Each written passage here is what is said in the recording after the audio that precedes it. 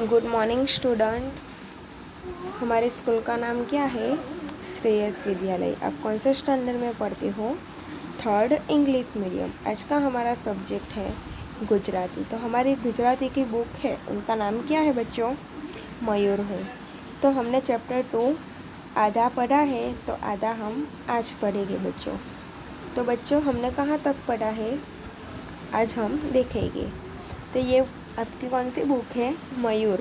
गुजराती की बुक का नाम है मयूर। तो आपको ये बुक निकालनी है। और अनुक्रमणिका में ये चैप्टर 2 है, वो हम निकालेंगे, नाराज वनराज।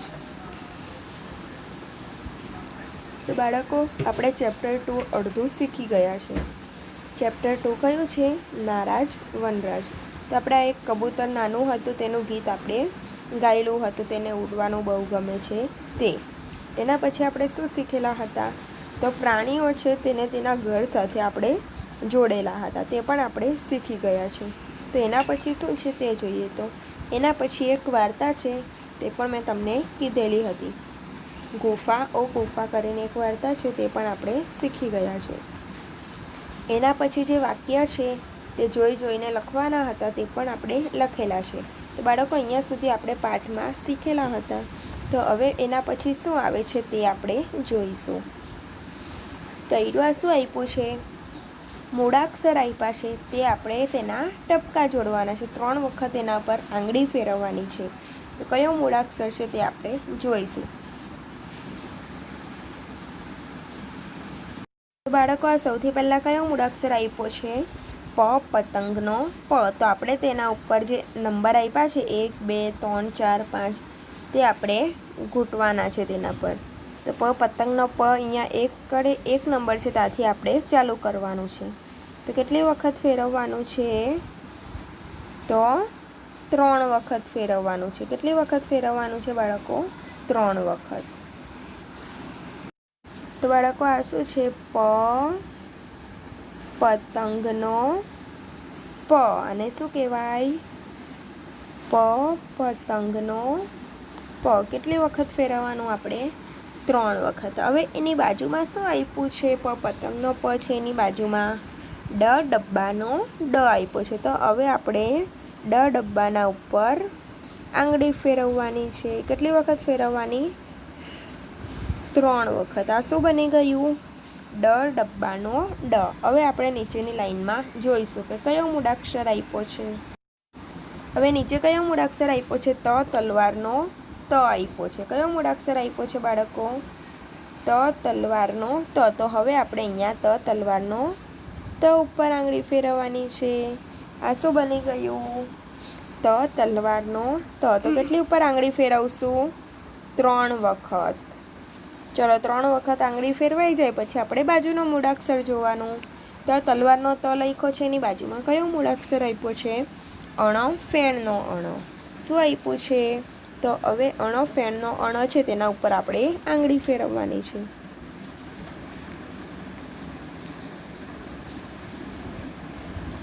આ શું બની ગયું? ફેણનો અણ। શું બની ગયું બાળકો? ફેણનો અણ। કેટલી વખત આંગળી ફેરવવાની આપણે? 3 વખત। હવે એની નીચેની લાઈનમાં શું લખ્યું છે તે જોઈએ બાળકો। હવે આ શું છે? ઈયળનો ઈ આપ્યો છે। શું આપ્યું છે? ઈયળનો ઈ। તો ઈયળનો ઈ કેવી રીતે લખાય તે જોવાનું, અને તેના ઉપર આપણે આંગળી ફેરવવાની છે। આ શું છે? ઈયળનો ઈ છે। કેટલી વખત આંગળી ફેરવવાની? 3 વખત। આ શું બની ગયું? ઈયળનો ઈ। હવે એની બાજુમાં શું છે? ઈડલીનો ઈ છે બાળકો। આ શું છે? ઈડલીનો ઈ। ઈડલીનો ઈ અહીંયા જરાક નીચે વળાંક કરવાનો, અને ઈડલીનો ઈમાં ઉપર સુધીને વળાંક આવે। તો આ શું છે? ઈડલીનો ઈ છે। શું છે બાળકો? ઈડલીનો ઈ છે। તો બાળકો આપણે અહીંયા કયા કયા મૂળાક્ષર લખ્યા? 3 વખત આંગળી ફેરવી તે આપણે જોઈશું। બાળકો આ સૌથી પહેલાં કયો મૂળાક્ષર છે? પતંગનો પ, એની બાજુમાં ડબ્બાનો ડ। હવે નીચેની લાઈનમાં જોઈએ। નીચેની લાઈનમાં સૌથી પહેલાં કયો મૂળાક્ષર આપ્યો છે? ત તલવારનો ત, એની બાજુમાં અણફેણનો અણ. હવે નીચેની લાઈનમાં ઈયળનો ઈ અને ઈડલીનો ઈ. હવે એના પછી કયું પેજ છે તે હવે આપણે જોઈશું બાળકો. હવે હીરવા પાનું છે, પાના નંબર 17, તેના ઉપર આપણે જે અક્ષર ગોટેલા હતા, મૂળાક્ષર, પતંગનો પ, ડબ્બાનો દ, તલવારનો ત, એ જે મૂળાક્ષર આપણે ઈયળના ઈડલીના ઈ સુધી ગોટેલા હતા તે તમારે હવે લખવાના છે. આમાંથી જોઈને પહેલાં ટપકા જોડવાના છે, પછી લખવાના છે. તો અહીંયા જો ટપકા જોડેલા છે તો આપણે અહીંયા ટપકા જોડવાના. શું છે? પ પતંગનો પ છે. શું છે બાળકો? પ પતંગનો પ છે. તો પ પતંગનો પ કેવી રીતે લખાય? પહેલાં આવી રીતે અડધું કરવાનું, પછી અડધું કરીને ઊભી લીટી કરવાની, એટલે શું બની જાય? પ પતંગનો પ. આ શું લખ્યું આપણે? પ પતંગનો પ.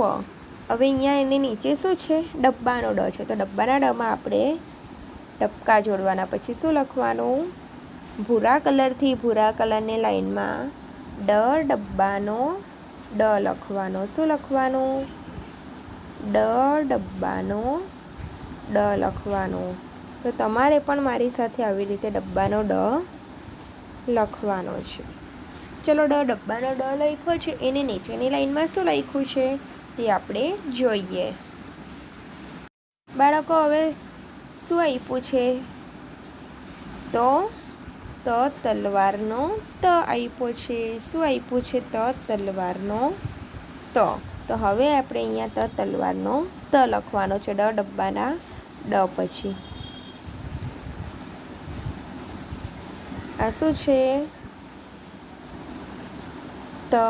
તલવારનો ત આપ્યો છે. શું આપ્યું છે? તલવારનો ત. હવે એના પછી શું છે? અણફેણનો અણ છે. તો આપણે અહીંયા અણફેણનો અણ છે તેમાં પહેલાં ટપકા જોડવાના છે, પછી શું લખવાનું છે? અણફેણનો અણ લખવાનો છે બાળકો. આ શું લખ્યું આપણે? અણફેણનો અણ. તો તમારે પણ બાળકો મારી સાથે અણફેણનો અણ લખવાનો છે.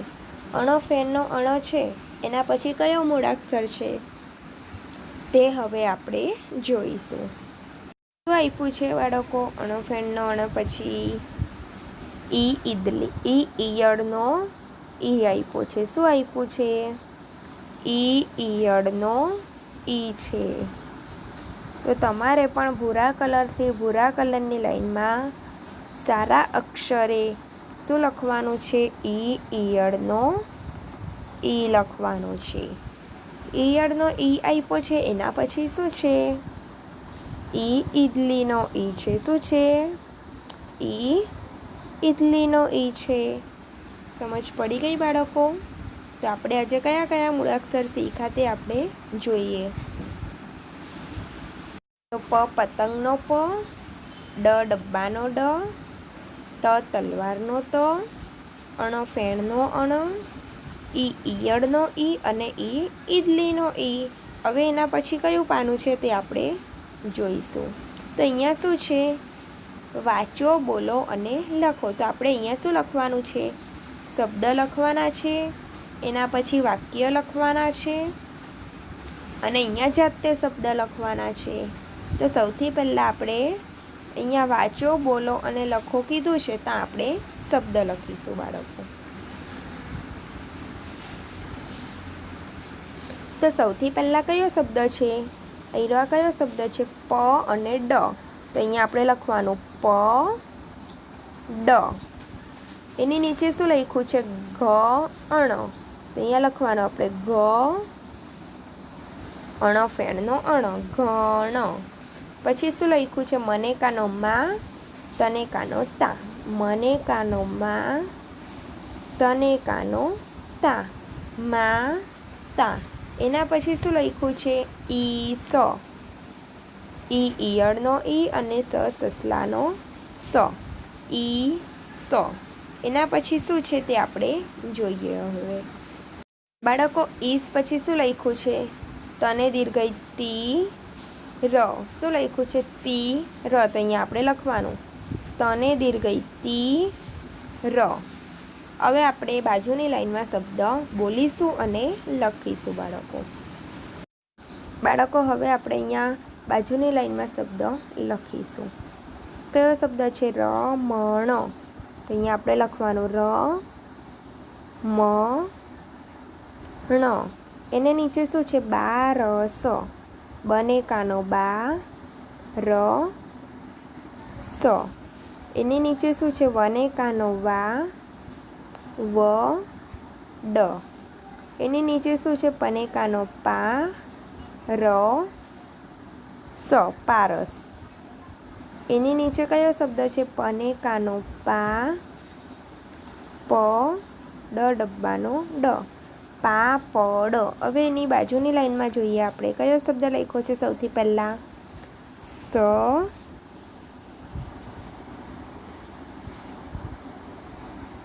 ગને કાનો ગા ઈ. સ ગા ઈ. એના પછી શું લખ્યું છે? ઈ ના મ. પછી શું લખ્યું છે? ઈ મા ન. પછી શું લખ્યું છે? કને દીર્ઘ કી ડને દીર્ઘ ડી. કીડી. પછી શું લખ્યું છે? બ ક રને દીર્ઘ રી. બકરી. તો બાળકો આપણે કયા કયા શબ્દ લખ્યા તે આપણે એકવાર વાંચીશું. પડ ગણ માતા ઈસ તીર રમણ બારસ વાવડ પારસ પાપડ સગાઈ ઈનામ ઈમાન કીડી બકરી. તો બાળકો એના પછી જે વાક્ય લખ્યા છે તે આપણે હવે બોલતા જઈશું અને લખતા જઈશું બાળકો. અહીંયા કયો શબ્દ લખ્યો છે? આરવ. પછી શું લખ્યું છે? આવ. તો આપણે અહીંયા લખવાનું અને કાનો આ ર વ. આરવ પછી શું લખ્યું છે? આવ. તો અહીંયા શું લખીશું આપણે? અને કાનો આ વ. પછી અહીંયા ટપકું છે તો અહીંયા આપણે ટપકું કરવાનું. ટપકાને શું કહેવાય? પૂર્ણ વિરામ કહેવાય બાળકો. આરવ આવ. એના પછી શું લખ્યું છે? અમીના પાણી પી. તો આપણે અહીંયાથી જોઈને અહીંયા લખવાનું છે મી ના પાણી પી. ચલો લખ્યું બાળકો. પછી પૂર્ણ વિરામ કરવાનું. પછી શું લખ્યું છે? માઇકલ ગીત ગા. તો અહીંયા લખવાનું આપણે માઇકલ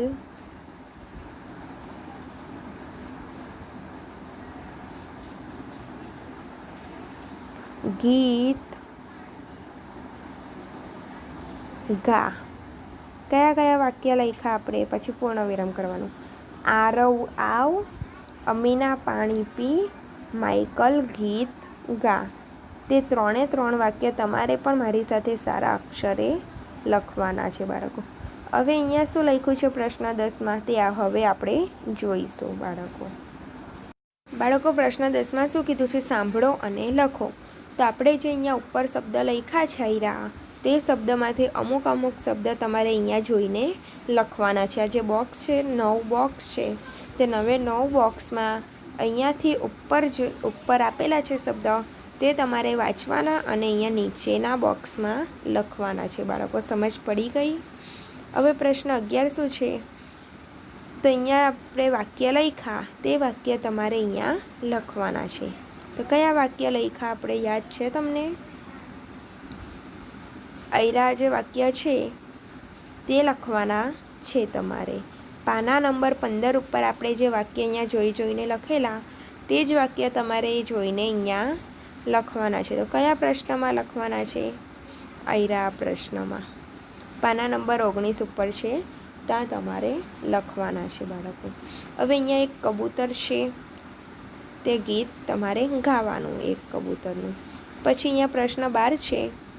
એકવાર એક ફકરો આપ્યો છે તે આપણે વાંચીએ. એકવાર સિમરન નામની બકરી વડનગરમાં આવે છે. તેના નગરમાં તેના કાન વડના પાન જેવા છે. તે વડ નીચે જમે છે.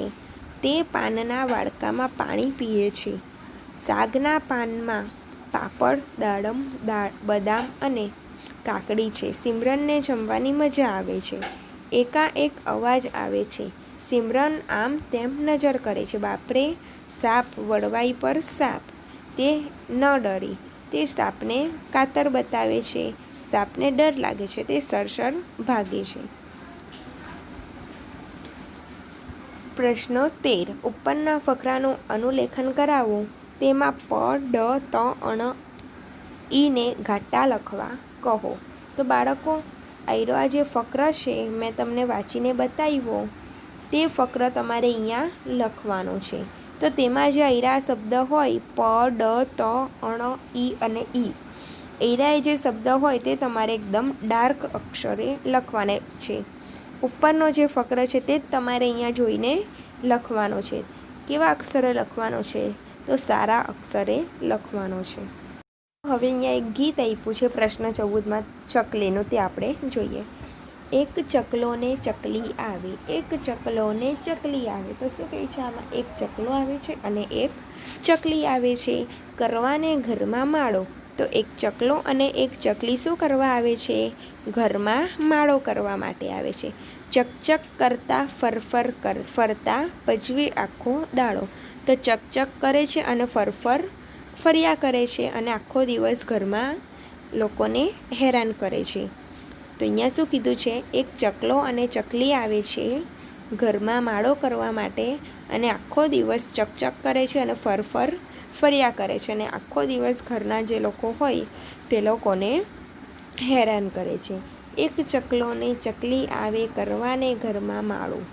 ઘાસ તણખલા લાવે, ક્યાંથી લાવે રૂ. શું કહે છે? ચકલો અને ચકલી ઘાસ અને તણખલા ક્યાંથી લાવે? શું કહે છે? ચકલો અને ચકલી ઘાસ અને તણખલા ક્યાંથી લાવે અને રૂ પણ ક્યાંથી લાવે માળો કરવા માટે? વાડી ઠાકું હું તો, કહો પછી શું કરું? તો ઘરના લોકો હોય તે શું કહે છે?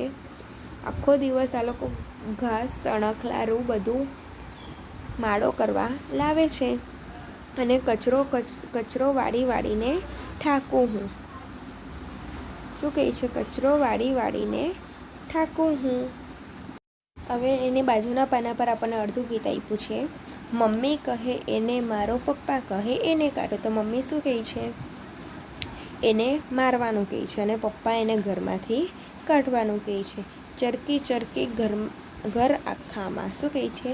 ચરકી ઘર આખામાં એટલે આખો દિવસ ચરક કરે છે અને ઘરમાં બગાડો કરે છે. શું કહે છે? ચરકી ઘર આખામાં કરતા ઘરો બગાડો. તો આખો દિવસ ચરકીને ઘર બગાડે છે. એક ચકલો ને ચકલી આવે ઘરમાં કરવા માળો. કાઢી મૂકું ચકલાને તો ચકલી રોઈ પડે. આપણે ચકલાને કાઢી મૂકીએ તો ચકલી શું કરે? રડવા માંડે. પાંખ વિનાના બચ્ચા નાના, કહો પછી શું કરશે? તો ચકલો અને ચકલી ચાલ્યા જશે. તો પાંખ વિનાના જે એમના બચ્ચા હોય તે શું કરશે પછી? તો એક ચકલો ને ચકલી આવે કરવાને ઘરમાં માળો. ચકચક કરતા ફરફર ફરતા હવે ગજવે આખો દાડો. શું કહે છે? એક ચકલો અને ચકલી ઘરમાં માળો કરે અને ચકચક કરે અને ફરફર કરે આખા ઘરમાં અને આખો દિવસ બધાને હેરાન કરે. એના પછી પ્રશ્ન 15માં શું કીધું છે? તમારા ઘરની આસપાસ કયા પક્ષી આવે છે? તો બાળકો, તમારું ઘર હોય તો આજુબાજુ તમે પક્ષી જોયા છે કશે? તો કયા પક્ષી આવે તે તમારે કહેવાનું. તો કબૂતર જોયું હોય તો કબૂતર, કાગડો જોયો હોય તો કાગડો, ચકલી જોઈ હોય તો ચકલી, કોયલ જોઈ હોય તો કોયલ. જે પણ પક્ષી તમે જોયા હોય તમારા ઘરની આસપાસ તેનું તમારે નામ લેવાનું છે. તમને કયું પક્ષી સૌથી વધારે ગમે છે? તો તમને બાળકો પક્ષીમાંથી જે પણ પક્ષી તમને વધારે ગમતું હોય તેનું તમારે નામ કહેવાનું છે. માળો બનાવવા ચકલો અને ચકલી શું લાવે છે? તો માળો બનાવવા માટે ચકલો અને ચકલી શું લાવે છે બાળકો? ઘાસ, તણખલા અને રૂ લાવે છે. ચકલા ચકલીને કાઢવાનું કોણ કહે છે? તો પપ્પા કહે છે. કોણ કહે છે? જો અહીંયા લખ્યું છે ને, મમ્મી કહે એને મારો, પપ્પા કહે એને કાઢ. તો અહીંયા આપણે શું કહેવાનું? ચકલા ચકલીને કાઢવાનું કોણ કહે છે? તો પપ્પા. શું થાય તો ચકલી રોઈ પડે? તો આપણે ચકલાને કાઢી મૂકીએ. તો ઘરમાંથી આપણે ચકલાને કાઢી મૂકીએ તો કોણ રડવા માંડે? ચકલી રડવા માંડે. તમને કયા પક્ષીનો અવાજ આવડે છે તે કાઢી બતાવો. તો બાળકો, તમને જે પક્ષીનો અવાજ આવડતો હોય તે તમારે કાઢવાનો. કાગડાનો આવડતો હોય તો કાં કાં કરીને કહેવાનું. ચકલીનો આવડતો હોય તો ચી ચી કરીને કહેવાનું. પછી કબૂતરનો આવડતો હોય તો ઘૂ ઘૂ કરીને બોલવાનું. એવી રીતે તમને જે પણ પક્ષીનો અવાજ આવડતો હોય તે તમારે બોલવાનું. કોઈ આપણને કાઢી મૂકે તો આપણને શું થાય? બાળકો, આપણને કોઈ કાઢી મૂકે ઘરમાંથી તો આપણને શું થાય? તમે રડવા લાગો છો ને તમને કોઈ કાઢી મૂકે તો ઘરની બહાર. એવી જ રીતે આપણે ચકલા અને ચકલીને કાઢી મૂકીએ તો તેના બચ્ચા શું કરે પછી? તો હવે એના પછી આપણે પાના નંબર 22 ઉપર જોઈએ. તો જો અહીંયા સમજો અને લખો. પ્રશ્ન 16 શું કીધો છે? સમજો અને લખો. તો અહીંયા ઉદાહરણ તરીકે અહીંયા કાગડો અને કાગડીનું આપ્યું. અહીંયા કાગડો લખ્યું છે તો અહીંયા કાગડી લખ્યું છે. તો અહીંયા સૌથી પહેલા શબ્દ છે ત્યાંથી આપણે લખીશું. અહીંયા શું લખ્યું છે? ચકલો. ચકલો. તો ચકલાનું શું થાય? ચકલી થાય. તો આપણે અહીંયા લખવાનું ચકલી. અહીંયા કાગડો તો કાગડી લખ્યું છે તો આપણે ચકલો તો ચકલી લખીશું. એવી જ રીતે અહીંયા બકરો લખ્યું છે તો અહીંયા શું લખવાનું તમારે? બકરી લખવાનું. શું લખવાનું? બકરી. એવી જ રીતે અહીંયા બાજુમાં શું લખ્યું છે? ગધેડો. તો ગધેડાનું શું થાય? ગધેડી. પછી અહીંયા કૂતરો. તો કૂતરાનું શું થાય? કૂતર અને દીર્ઘઈ કૂતરી. પછી અહીંયા શું લખ્યું છે? છોકરો. તો અહીંયા શું લખવાનું આપણે? છોકરી. છોકરો તો શું થાય? છોકરી. ચકલો તો ચકલી. કાગડો તો કાગડી. બકરો તો બકરી. ગધેડો તો ગધેડી. કૂતરો તો કૂતરી. છોકરો તો છોકરી. હવે પ્રશ્ન 17 શું લખ્યો છે તે આપણે જોઈએ બાળકો. પ્રશ્ન 17માં શું કીધું છે? દરેક ચિત્રમાં એક અંગ ઓછું દોર્યું છે તે પૂરું કરવા કહો. ત્યારબાદ આ પ્રાણી કે પક્ષી ઘરમાં, ગામમાં કે બીજે ક્યાંય જોયું હોય તે કહી સૂચના મુજબ નિશાની દોરવા કહો. ઘરે જોયું હોય તો ઘર, ગામમાં જોયું હોય તો ચોરસ અને બીજે કશે જોયું હોય તો ત્રિકોણ દોરવા કહો. તો બાળકો, અહીંયા આપણને ચિત્ર આપ્યા છે પ્રાણીઓના અને પક્ષીઓના. તો બાળકો, તમે જ્યાં પણ પહેલાં તમારે અહીંયા જોવાનું છે કે એનું કયું અંગ ખૂટે છે તે આપણે જોવાનું છે. જો અહીંયા બકરી આપી છે તો બકરીનું તો ત્રિકોણ દોરીને આપ્યું છે. એવી જ રીતે અહીંયા કૂતરો આપ્યો છે તો કૂતરાનું કયું અંગ ઘટે છે તમને દેખાય છે? અહીંયા એક આંખ નથી આપી તો તમારે એની આંખ દોરવાની છે. અને તમે ક્યાં જોયું છે? ગામમાં જોયું છે તો ગામમાં જોયું હોય તો તમારે ઘર દોરવાનું ગોલની અંદર. ના, ઘરે જોયું હોય તો ઘર દોરવાનું. ગામમાં જોયું હોય તો ચોરસ દોરવાનું. અને બીજે કશે બહાર જોયું હોય તો ત્રિકોણ દોરવાનું છે બાળકો. એવી જ રીતે તમારે જે પણ પ્રાણીઓના જે પણ અંગ ખૂટતા હોય, પૂંછડી, સૂંઢ, આંખ, કાન, નાક, જે પણ ખૂટતું હોય તે તમારે દોરવાનું. અને જ્યાં જોયું હોય તે પ્રમાણે તમારે તેનું દોરવાનું છે. ઘર, ચોરસ કે ત્રિકોણ જે પણ દોરવાનું હોય તે. તો તમારે હોમવર્કમાં પ્રશ્ન નંબર 17 કરવાનો છે અને આપણે જે શબ્દ લખ્યા તે કરવાના છે.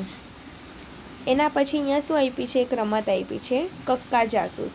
તો અહીંયા શું કીધું છે? ગુફા ઓ ગુફા. વાર્તામાં નીચે આપેલા અક્ષર કેટલી વખત આવે છે તે ગણીને લખવા કહો. આ અક્ષર સાથે જુદી જુદી માત્રાઓ હોય તો પણ તે અક્ષરની ગણતરી કરવી તે ખાસ કહો. સરવાળો કરી મળતા જવાબની સરખામણી કરાવો. જેને વધારે અક્ષર ગણ્યા હોય તે વિજેતા ગણાય.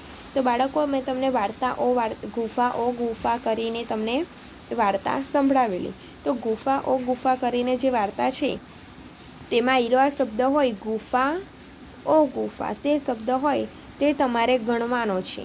શું ગણવાનું છે?